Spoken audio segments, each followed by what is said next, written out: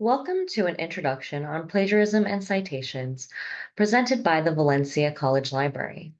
Today, we're going to look at what plagiarism is and how to avoid it, as well as MLA citations. The first thing you're going to want to do is log into Atlas. Once you are logged in, you are going to want to locate the Libraries box. This can be found in your My Atlas tab, in your Courses tab, or in your Students tab. In this box, you'll notice multiple links, but we are going to go into the one that says MLA, APA, and Chicago Style Guides. When you open this link, you'll notice that there are 3 different citation styles that you could use. Today, we're going to be focused on MLA, or Modern Language Association, 9th edition. Before we go into those guides, we're going to look at what plagiarism is and how to avoid it. So, why do we cite our sources? We cite our sources to avoid plagiarism. By citing, you let your reader know what words and ideas are yours and what was borrowed from someone else. This is to provide a way for the reader to retrieve the sources you used. Your reader may be fascinated by the material and wish to read further, or your reader may question your use of the material and wish to check up on you. Your accurate documentation of the material will protect you and allow the reader to see if you have correctly interpreted the original source. You also want to cite to establish your reputation as a competent and credible researcher and writer. Your reader will see that you have used information from experts and authorities on your topic. This can also show how your work relates to the scholarly conversation.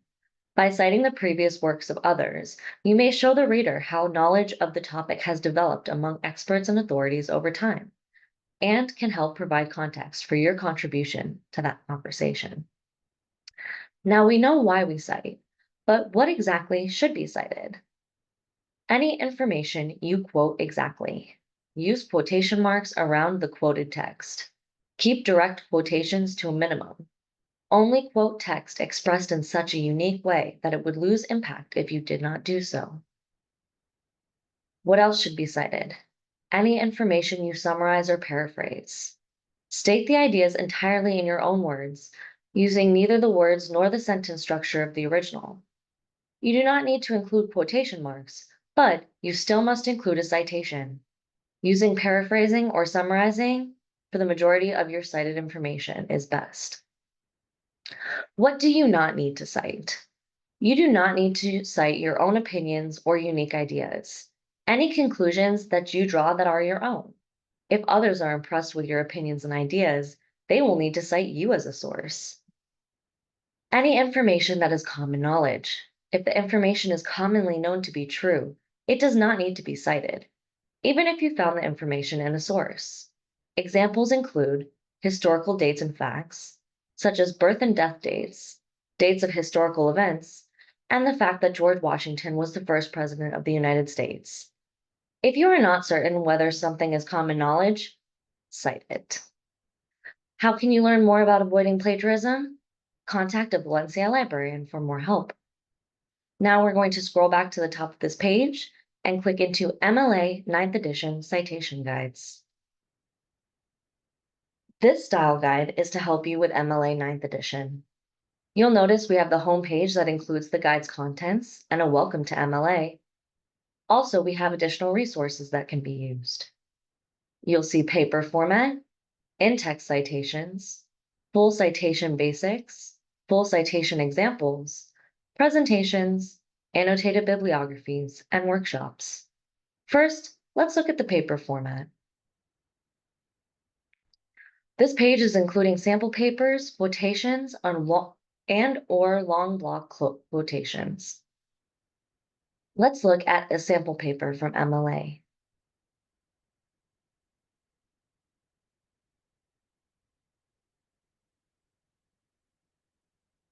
This sample paper shows us how to format an MLA 9th edition.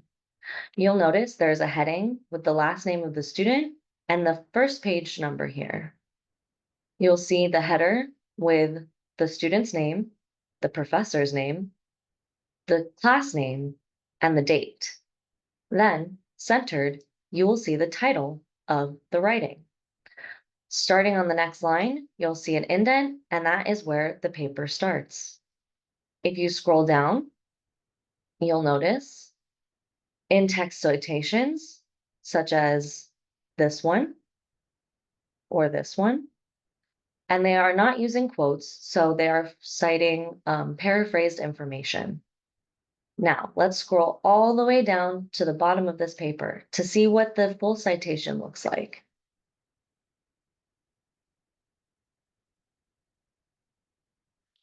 The works cited page comes on a completely different page than the last sentence of your paper. You're going to want to insert a new page, and this is where you'll put your full citations. If you notice, the full citations are alphabetized by author's last name. There's also an indent on these citations called a hanging indent. This is a format that you can put in the Word processor.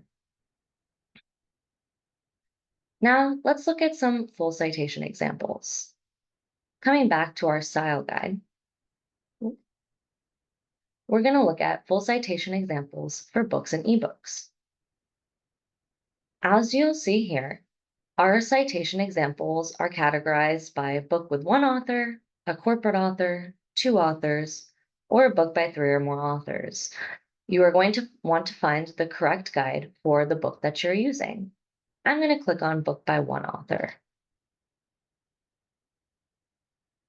You'll notice here that our style guides have our citations color coordinated with the information of what needs to be included in these boxes. The first part of the citation is the author's name, with the last name, comma, first, and including the period. You want to pay attention to the punctuation within these boxes because that is the punctuation you will need to use for the citation. Next comes the title of the book, which is italicized. Also, there's a period. Then you'll see the publisher with a comma, and then the date of publication with a period. This guide also includes how to cite this in the text, whether you're paraphrasing, using the quotations, or just using the text of the quotation. Now let's look at one for an ebook. Let's look at ebook in a library database. For this citation, it's very similar to the book, but you'll notice that we're including the name of the database you found it in, a comma, and the link to get back to that book. So author, period, book title that's italicized, period, publisher, comma, date of publication, period, database italicized and a comma, and then the permanent link back to this resource and a period. Again, the in-text citation examples are at the bottom of this guide. Now let's look at a citation example for a scholarly journal article. Go into library databases. And these are the databases that you might be using when you are citing for MLA. I'm going to come into a popular one, EBSCOhost.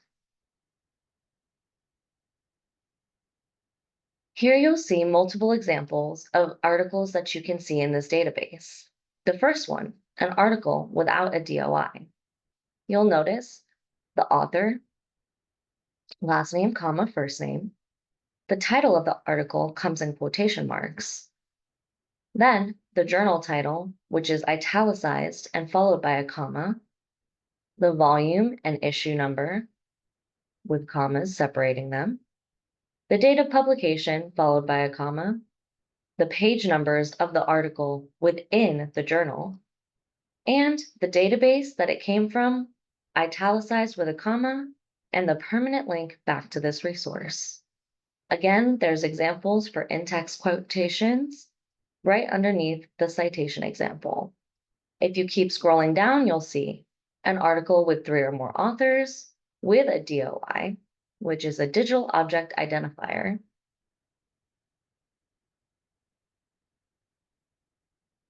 So whatever database you're using, you can come into these examples and see what that journal article might look like in the citation. Here's another one that's pretty popular, JSTOR. And it shows you with the color coordinated boxes how to format your citations. Thank you very much for watching this video, and I hope this helps with your plagiarism and citations.